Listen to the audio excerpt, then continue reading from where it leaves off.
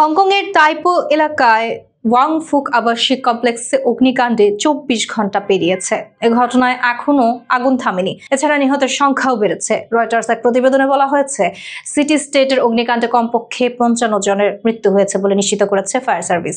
নিহতদের মধ্যে একজন অগ্নি নির্বাপক কর্মীও রয়েছেন। ফায়ার সার্ভিসের তথ্যে জানানো হয়েছে, এখনো ২৭৯ জন নিখোঁজ রয়েছেন। তাদের খোঁজে উদ্ধার অভিযান অব্যাহত রয়েছে।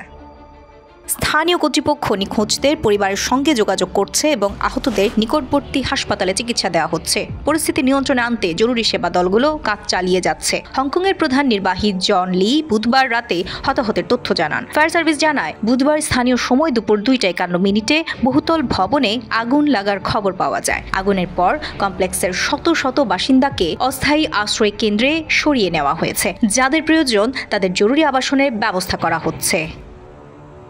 বৃহস্পতিবার সকাল ৮টায়ও চারপাশে কালো ধোঁয়া দেখা যায়। ফায়ার সার্ভিসের একাধিক ইউনিট আগুন নিয়ন্ত্রণে কাজ করছে। কমপ্লেক্সের মোট ৮টি ভবনের মধ্যে ৪টি পুরোপুরি পুড়ে গেছে, 3টি ভবন ক্ষতিগ্রস্ত হয়েছে।